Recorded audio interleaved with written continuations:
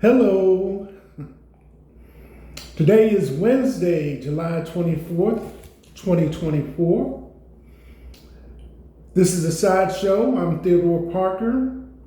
And currently in this area, the temperature is around 71 degrees and feels like 73, excuse me. Today, the high will be 86 in this area of the country, Kentucky, Lexington to be exact. Cloudy, highs in the mid-80s and lows in the upper 60s. Yellowstone explosion sends park visitors fleeing. Rain possible Thursday morning here in Lexington, Kentucky, and expect the same as yesterday. Today's sunrise was at 6:34 a.m. Sunset will be at 8:53 p.m. The wind is around 3 miles per hour and the AQI is moderate at 64. Pollen is high. So, as I said, this is a sideshow. I'm Theodore Parker. If you're watching a sideshow on Facebook and Instagram, don't forget to like, comment, and share. Talk about it on WhatsApp. If you're watching a sideshow on YouTube, I invite you to like, comment, share, and subscribe. And the sideshow coffee cup, 11-ounce black ceramic with the sideshow logo on it in white letters. Dishwasher safe, good for all beverages, hot and cold. Buy from me for $17 plus shipping and handling. Pay me through Cash App. My Cash App tag is $TR Parker 1.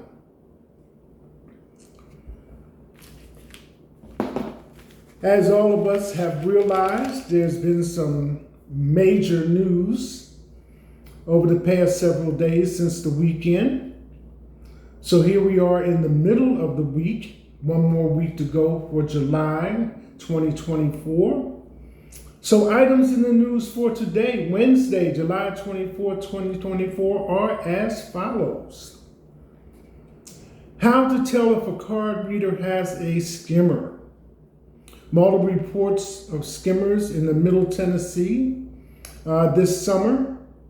Card skimmers can be installed at ATMs, gas pumps, grocery stores, convenience stores, and department stores. I don't know if you remember Will Smith and Margot Robbie in the movie Focus, and one of his partners had installed a skimmer on an ATM, and he just lifted the whole face of it off and put it in the car, and they drove off. Okay, that's what we're talking about. So be aware, ATMs, gas pumps, grocery stores, convenience stores, and department stores.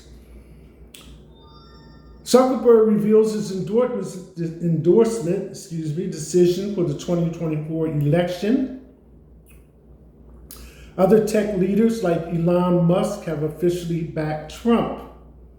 Zuckerberg, 40, said he doesn't plan on playing a major role in the 2024 election in an interview with Bloomberg. He noted that he has done some stuff personally in the past, adding that I'm not planning on doing that this time, and that includes not endorsing either candidates. And if memory serves you as a viewing audience, I think it was 2022, Mark Zuckerberg appeared before Congress in regards to Cambridge Analytica, the use of Facebook users in regards to the election process, which resulted in a lawsuit which went to court case, and over $700 million was awarded to Facebook users. Boom! Money which I have yet to receive. And here we are in 2024. But Mark Zuckerberg did have to pay $5 billion in fines for election involving Cambridge Analytica. So here we are. La Familia beats her Dat to win the basketball tournament 2024 regional at Rump Arena. Letters to the editor. Michelle Obama, our nation turns its lowly eyes to you, and Kamala Harris. This is from the Los Angeles Times. And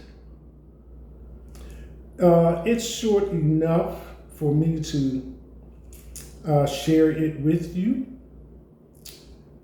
And it's dated July 23rd.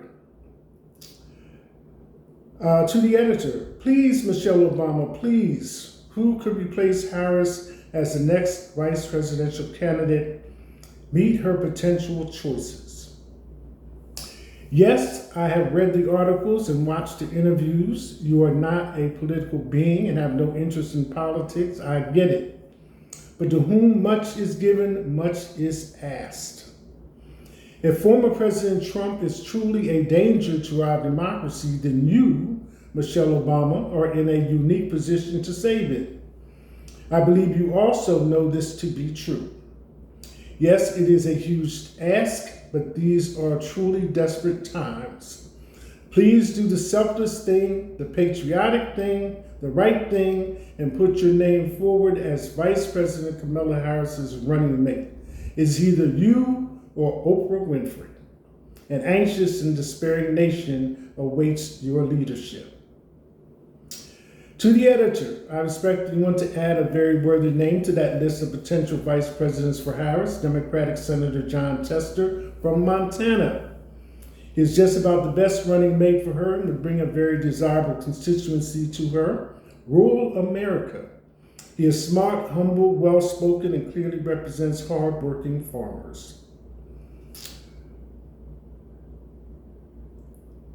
To the editor, planned or lucky, President Biden delaying his withdrawal, and I have not heard of Senator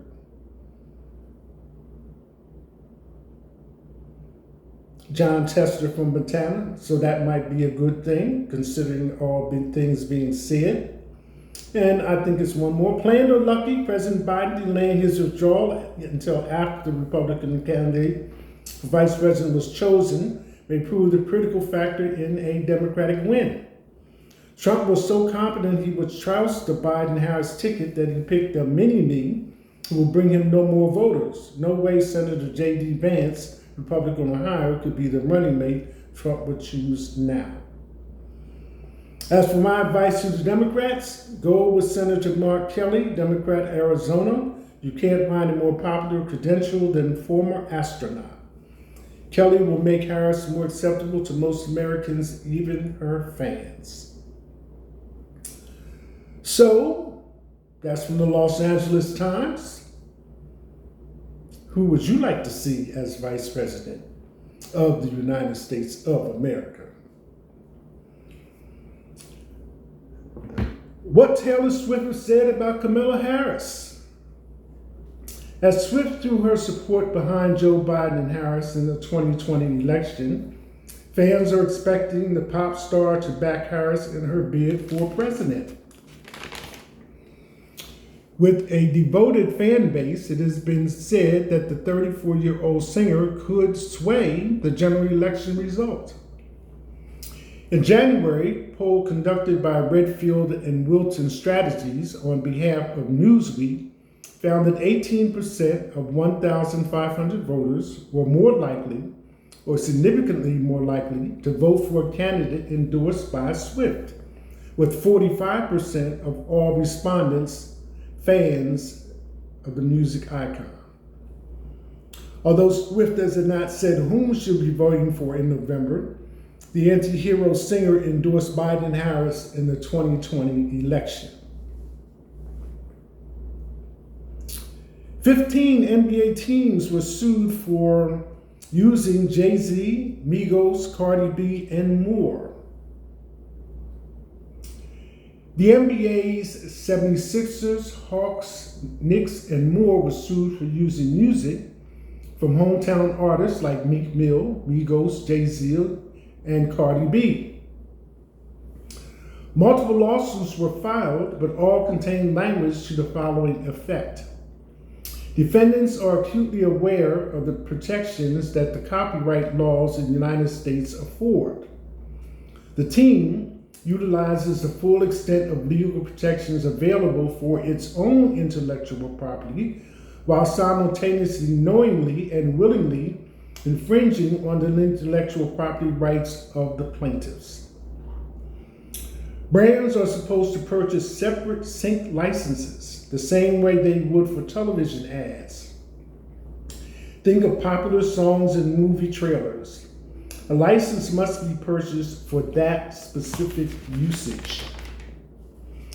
This could see the end of teams using music from hometown rappers on social media in the future, or it could mean a new revenue stream for artists, or at least the companies that own their publishing rights. Authorities finding skimmers in Kentucky retail and grocery stores. This was an article that came out a couple of days ago in, I think, the Russell Cave community. There was a convenience store where a skimmer was found, but it was discovered so quickly that the perpetrators didn't even have a chance to leave the property before they were caught and arrested. Antonio Reeves signs first NBA contract with the Pelicans. Carmelo Anthony, Chris Paul, and Dwayne Wade's fund grants $230,000 to two Black founders affecting social good. The organization, Social Change Fund United, SCFU, recently announced that $230,000 will be granted to two Chicago-based organization Gray Matter Experience and the Los Angeles nonprofit All-Star Code to create the SCFU We Got Next program, per an exclusive announcement from Ebony. The initiative will strive to equip youth with tools to launch their own businesses. The effort aims to serve 1,000 members in the Black and Brown communities per the outlet. Caitlin Clark bonds with Vanessa Bryant and her daughters as they sit courtside at WNBA All-Star Game. I did see that. I was watching the game. It was very interesting. Since it was a women's game for basketball, all things being equal, I think it went well. GOP representative introduces articles of impeachment against Kamala Harris, though political stunt is bound to fail. This comes on the heels or in reference to Kamala Harris being assigned the task of watching the southern border in regards to immigration and migrants under the Biden administration. So to me, it's just something to be a distraction, because even though it may pass in regards to the way she handled that responsibility in the House, which is controlled by the Republicans, I don't think it will see much traction at all in the Senate, where the Democrats are in control. So that's my take on that. And last but not least, we've had these abundance of high heat temperatures across the country, heat indexes into the triple digits. So, a friendly reminder, 7 signs you're not drinking enough water. The recommended amounts: women, 11.5 cups or 2.7 liters. Now, a liter is usually what you get with your pizza when you order, delivery and all that type of thing. So that's your visual. Women, 11.5 cups or 2.7 liters of fluids per day. Men should get 15.5 cups or 3.7 liters per day. And even though 20% of those totals can come from food, fruit, soup, vegetables, etc., very few of us really do achieve such high quantities. Therefore, 7 signs you're not drinking enough water. Dry mouth and a feeling of thirst. And you have to be careful with this, or at least have your senses tuned in, because this is also a symptom of diabetes. So try not to confuse the two. If you take care of your water consumption, then that might eliminate that situation. So number 1, dry mouth and a feeling of thirst. Number 2, dark urine or less urine production. Number 3, headaches and dizziness. Now, I don't know if that slides over to migraines or not, but as stated, headaches and dizziness. Number 4, fatigue and problems concentrating. Number 5, dry skin and lips. Number 6, dark circles under the eyes. If you observe that in other people, you might, did you get some water today? Okay. And last but not least, constipation. Takes water to move things along. And all this is from Vogue magazine, dated July 18th, 2024.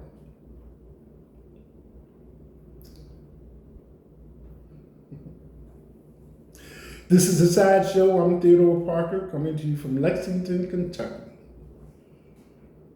That's it. #.